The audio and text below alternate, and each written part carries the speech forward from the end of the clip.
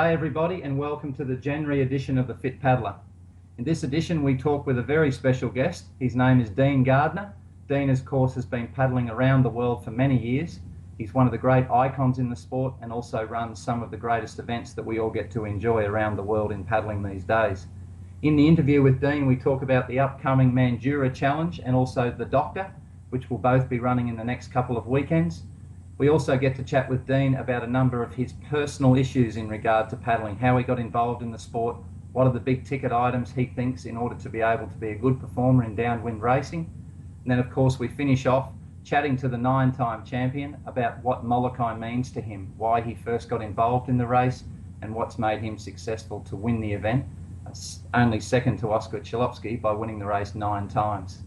Dean highlights a number of issues for especially a lot of the first timers that he believes are important to prepare for the race, and it will certainly help you quite a lot in connection with the 16-week Molokai program that we've just released that kicks off on the 27th of January.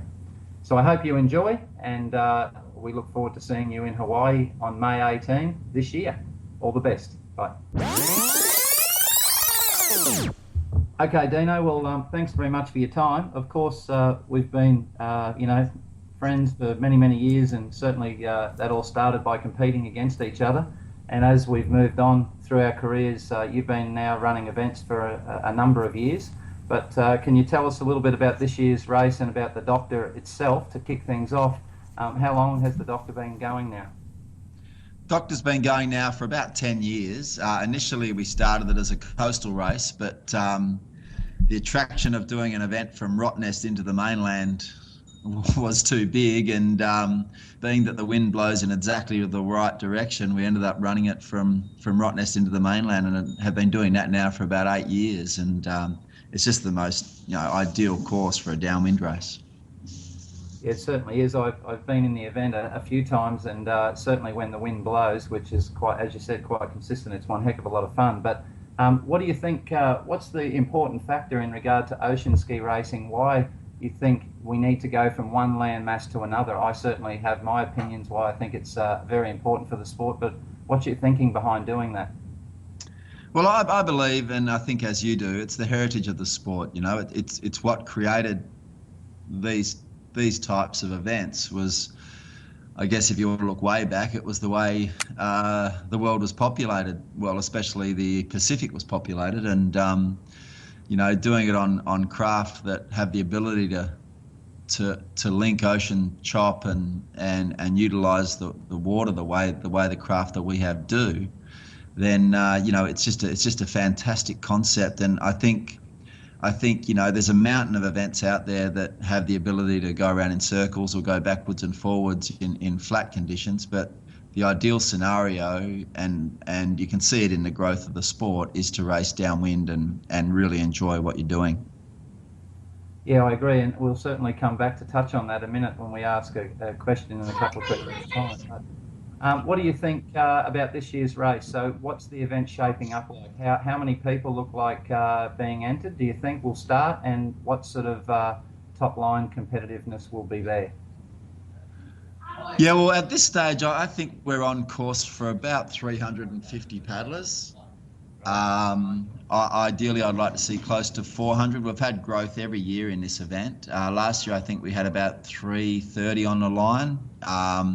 Adding the stand-up paddle boards to the race has been good. It adds another facet to the event, but traditionally, at the moment, it's still predominantly surf skis and conditions.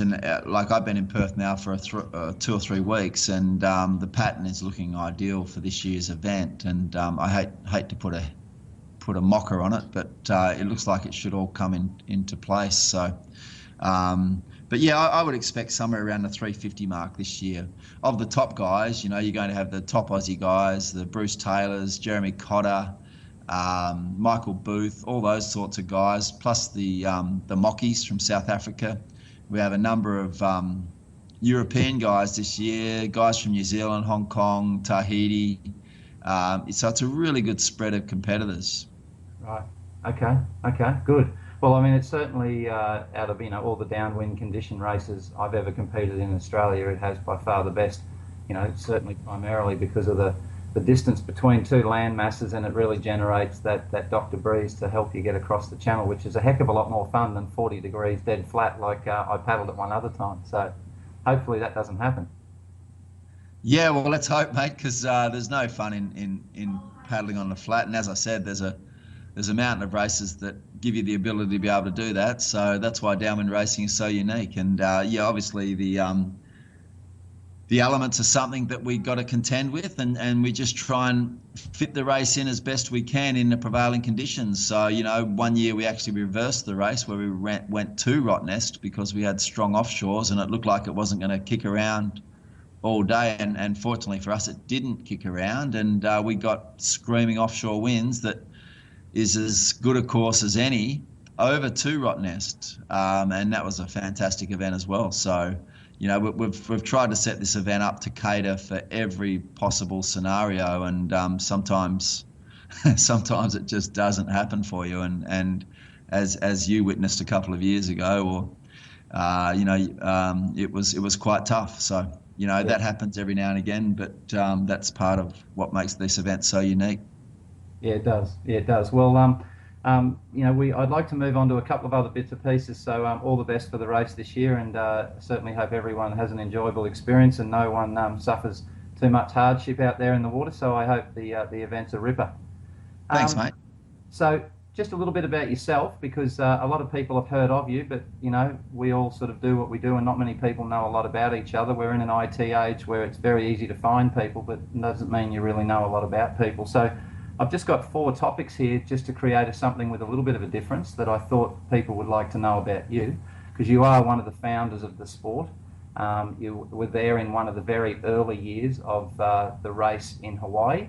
But before we get on to Hawaii, what's your philosophy about paddling? Like, what made you want to be competitive, and why did you get so keen on going overseas to Hawaii, which is really where you've made the biggest name for yourself in an event? As a competitor, what moved you to do it?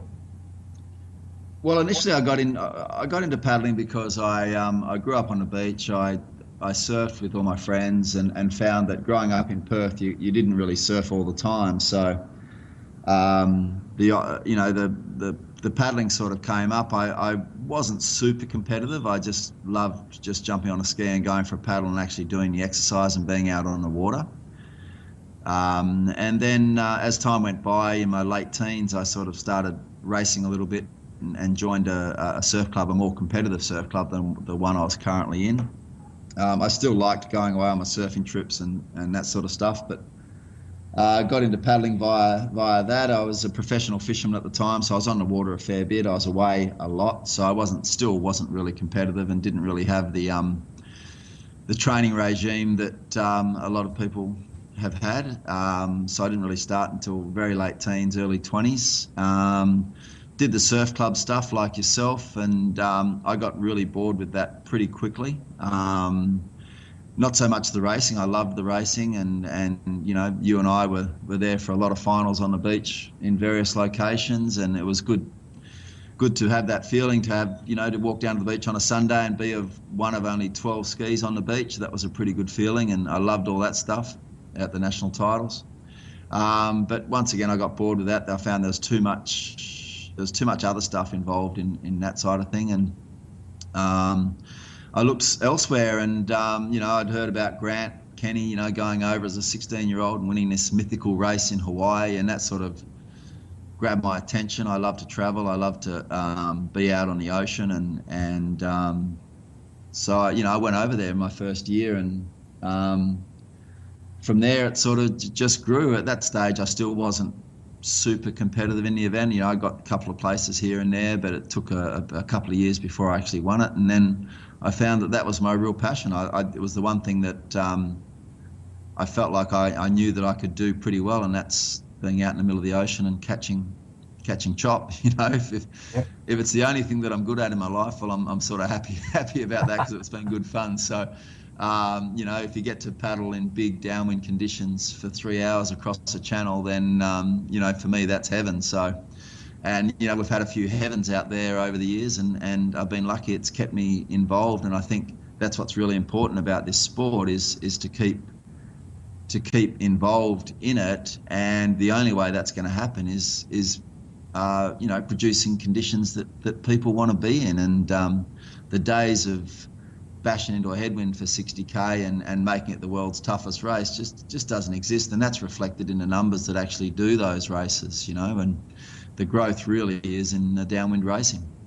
Yeah, look, I agree entirely. Certainly as you get older, the body doesn't enjoy being flogged to death, and training for events like that are very difficult as well. So, look, there's been no doubt, and a lot of people would question who's the greatest downwind paddler in the world. A lot of characteristics come into downwind paddling, as you're aware, being able to read oceans and understand change and currents and where the wind's coming from and how you position skis and all those things that make a great downwind paddler. But out of all the people that I've raced against, Oscar has certainly got a fantastic record in Hawaii.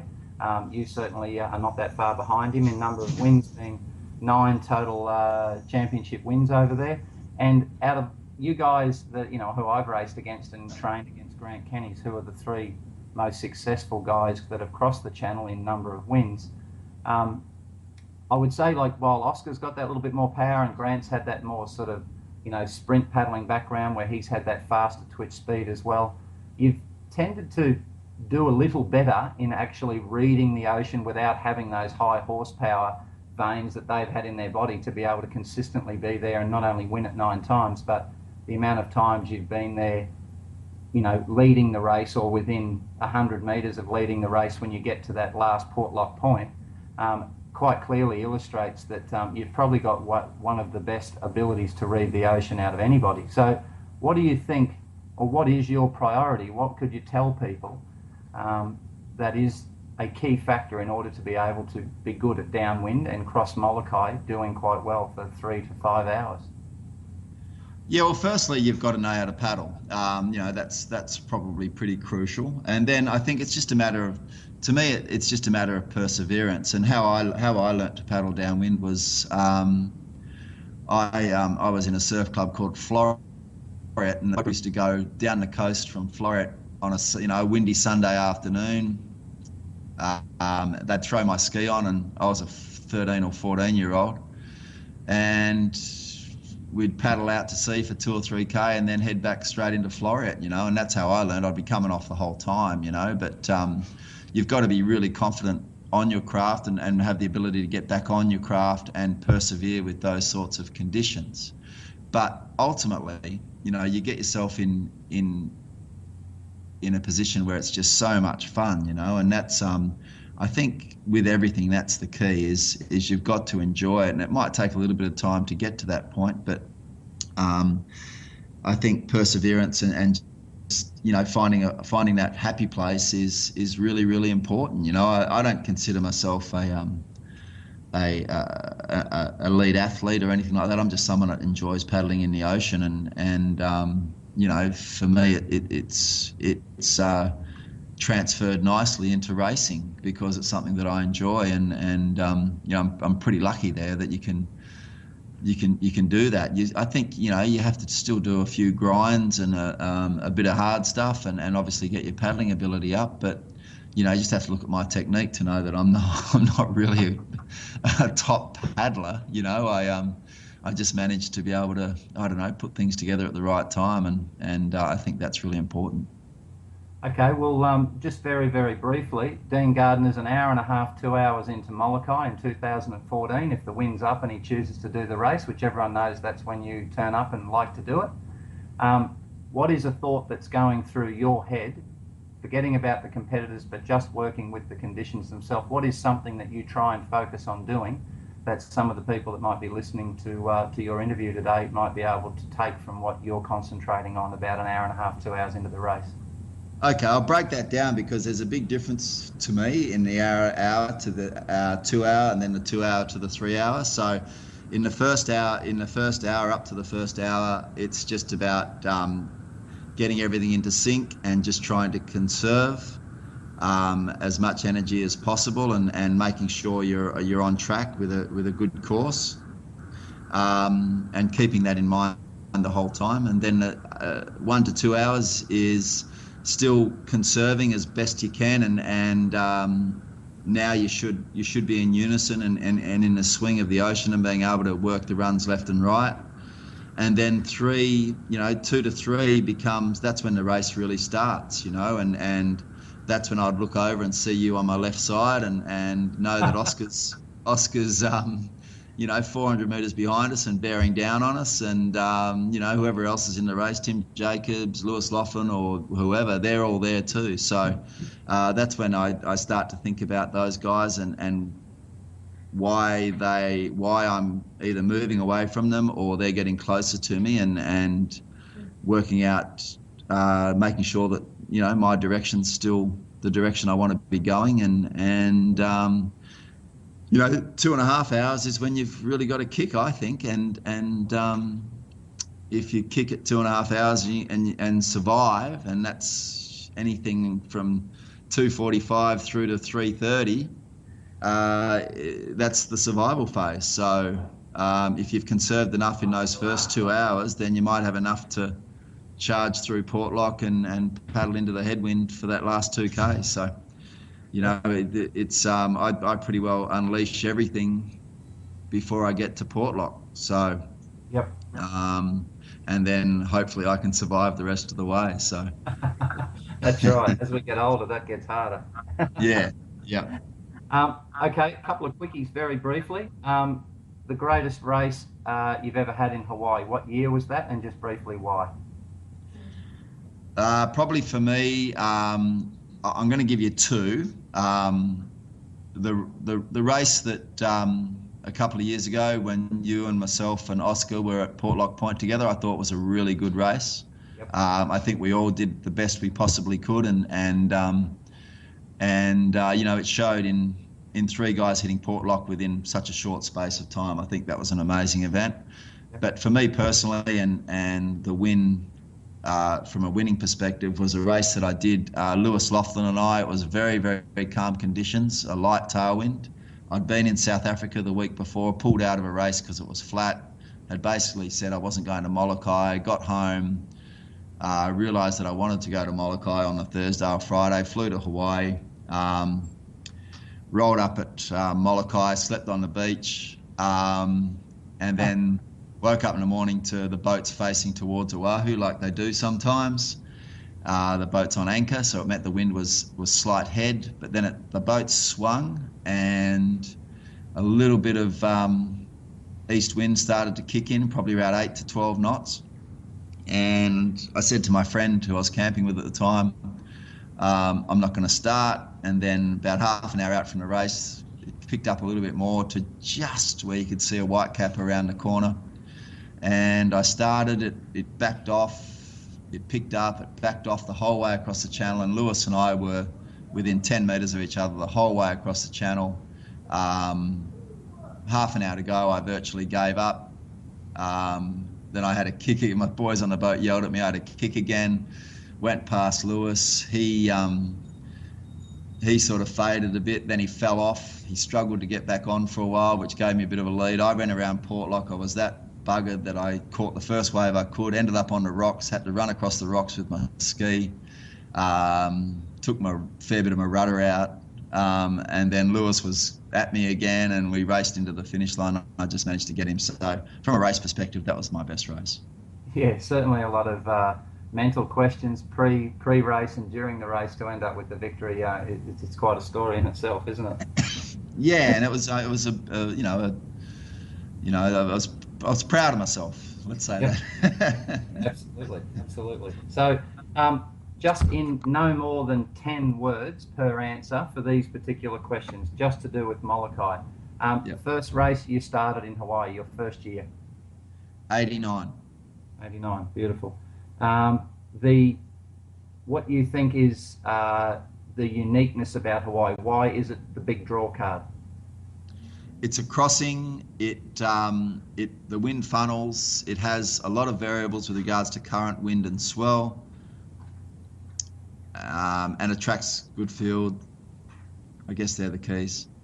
Is it the biggest paddling challenge? Well, I think there's bigger paddling challenges. Right. the the biggest downwind paddling challenge. Okay. Is it the best course? Is it the best downwind course? Probably from a technical point of view, no, because you do have to do a lot of cutting back, which I like, but it's very, very close to being one of the best. Yep. Okay. The key ingredient to do well in Hawaii?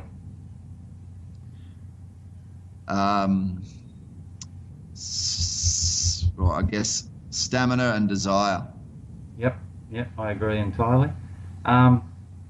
Your top or 5 important things, or your top 5 on a Dean Gardiner checklist, if you could prepare best for Molokai. This is for our first time racers, so the people that haven't done the event before. What is 5 items that you would advise them to make sure they've ticked off before leaving? Done some downwind, or a fair bit of downwind, at least a couple of 2.5, 3 hour paddles, whether that be races or training. I don't have a huge amount of stuff that I follow. Yeah. And a fair bit of a speed sort of training too. It's not a paddle grind. It's a bunch of little spurts, and you've got to be competent with that. Otherwise it becomes miserable. Okay. Yep. Beautiful. I want to mention 3 names to you, and I want you to just tell me one word of those people, or that best describes them from your perspective. You known him a long time, Oscar. Amazing. He's probably one of the greatest water feeling athletes, and certainly one of the most successful Ironmen I regard of all time. Grant Kenny. Highly skilled. Sorry, 2 words there. Okay. And Lewis Lachlan. An animal. Good. Okay, mate. Well, thanks very much for your time. All the very best for the race coming up or the 2 events coming up that you're running over the next 2 weekends. And I certainly hope that this has enlightened quite a few paddlers, not only about yourself, but the event coming up in the next couple of weeks, and Molokai on its way again in 2014. Yeah, thanks, Clint. Thanks for your time. No worries, buddy. Thanks a lot.